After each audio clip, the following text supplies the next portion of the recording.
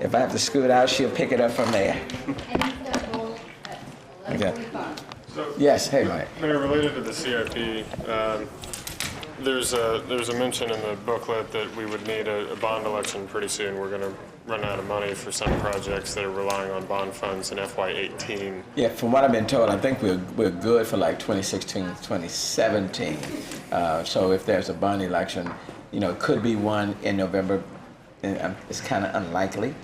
I think for me, I think what's important is we balance the city's budget, so the budget is out of the way. I want to kind of get the pension issue resolved first. I don't want to engage in asking. My inclination is not to go and ask the voters to approve any bond election until city's budget is not balanced, pension issue is not resolved, and so more than likely will be in November of 2017. Are you concerned about, you know, as things stand now, you know, y'all have 4-year terms, so that would potentially be a much lower turnout election than we otherwise would expect. Are you concerned about the, you know, political reality of a low turnout election and a No, I am. But in my conversation with my executive team, I am more concerned about making sure that Houstonians know that we are taking seriously the financial matters of the city, that we are getting those matters under control. That, you know, came in $160 million shortfall. We've addressed that. Now the pension issue. And it's my intent to address that this year with the legislative approval in early 2017. And then when we go and ask for something, you know, I simply want to let voters know that we're doing everything we can to be fiscally sound and prudent. So I'm more driven by that than anything else. That's also when you're targeting the revenue cap discussion, right? The same Well, ballot. I have indicated repeatedly that once the pension issue is resolved and put to bed, now and into the future, that I certainly will be asking voters in November of 2017 to remove the revenue cap, and I will tell you there will be some other things that I'll be asking voters in November 2017. I think at that point, yeah, there will be some other things. What can you elaborate on that? That's my problem when I start talking, you know. But no, look, this is it's a great city. We always want to be competitive, and we want to be competitive not only with the cities that are in the state of Texas or in this country, but we have to be globally competitive. And I've always said when I became mayor that I wanted to do some transformative things, and so we balanced our city's books. We resolved the pension issue. But in November of 2017, I think it is important to put forth a plan to the city that will take us to the next level. And so I will be asking voters in the city to take measures to that will be transformative in nature. Yeah. I guess one last one on that. I guess the trade-off not going to voters this November is that there are several projects, large community center in A-Leaf, solid waste facility, and then a health clinic repair that would probably get pushed an extra 10, 12 months. I think based on what on the numbers that I've looked at in terms of the CIP, I think we will be okay with moving forward on projects without having to delay any projects. Even if we don't do a bond in this cycle, but I think when I ask people to do a bond, I want it to be. I think it's important for people to be able to see things that will benefit them throughout the city, and not just a particular geographical location. I think that's important, and I don't want to go to the voters every single year asking for this little piece and this piece. I want to be able to say, if you vote for this, this will take the city to the next level, that it will be transformative in nature. And so if I don't have to do it in November of this year, I'm not going to do it. And I certainly am not inclined to ask people to approve any bond or any borrowing until, number one, the city's finances have been handled. On the budget, we've done that. The pension issue, I want that resolved. And I want to be able to say to the voters before I ask them to do anything else, to remove the revenue cap, to approve any additional bonds, that we have managed and have dealt with the issues that I heard about the most when I came into office. And then in November of 2017, between now and 2017, it is my plan to work with a lot of different stakeholders, work with the Greater Houston Partnership and others, work with neighborhoods, super neighborhoods and others, and put forth a plan that will bring up neighborhoods and communities that have been ignored, to take this city in terms of parks and others to another level, and to be very transformative in nature. And so in November 2017 is my plan to ask Houston to do something unlike it has never done in the past on a major scale. And just to clarify, I don't mean to hog the conversation, but you're talking about I know transformational. if I keep talking, you're gonna keep asking me questions. Well, yeah, but you're trying to get it out of me, but and I'm almost there. Well, but when you're talking about the transformational thing, is that Right. an entirely separate issue, or is that your view of how the bonds would be, your approach to structuring what you would ask voters to approve in bonds? As it relates to the CIP, Well, when you're talking about the transformational thing that you're going to talk about, are you talking about the way you would structure the bond issues, or is that it's totally separate? well, the structure is a part of this master plan. Okay. Mayor, on this that- proposal for a task force regarding campus carry, Yes. can you address what you think the city could do in that whole context? And a quick follow-up to municipal IDs.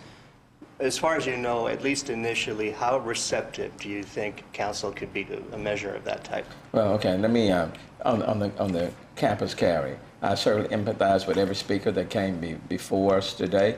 I didn't vote for the bill. I spoke against it, and I just think that it didn't do anything to advance student education or to advance public safety as it relates to our colleges and universities.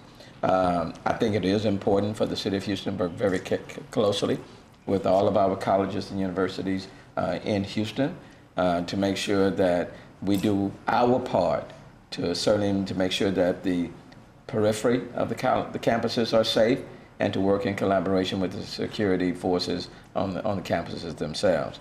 Now, whether or not it needs to be elevated to a task force, I'll take a look at that. Certainly, I appreciate every single speaker that came and spoke to it. It is a major issue, and it's unfortunate that we're having this conversation.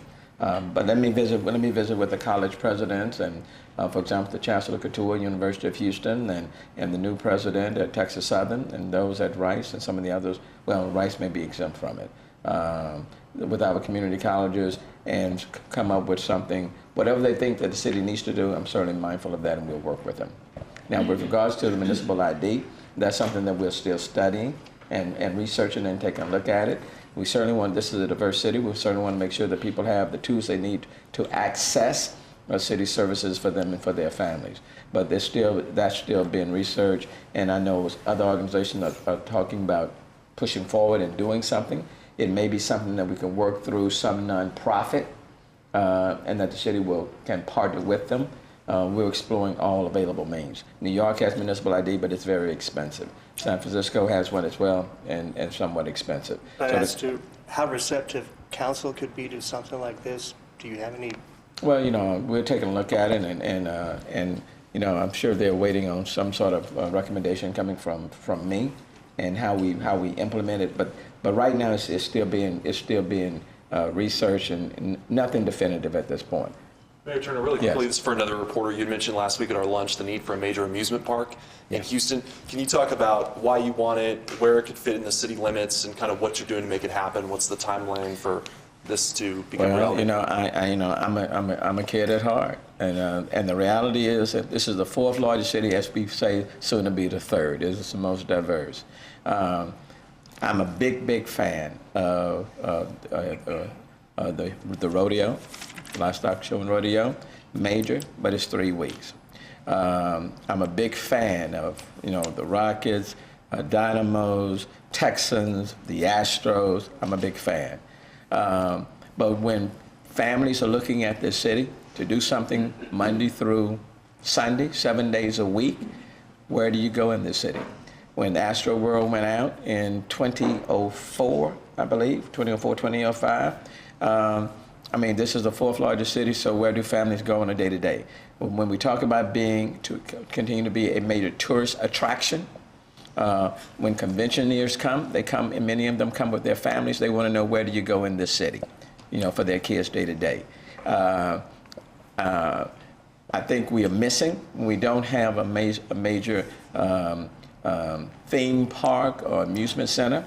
I know they're thinking about doing some things with the Astrodome. That's fine, but I do believe this city needs a major theme park or amusement center in order to complement everything else that we are offering. Kentucky just opened up their theme park, Noah's Ark.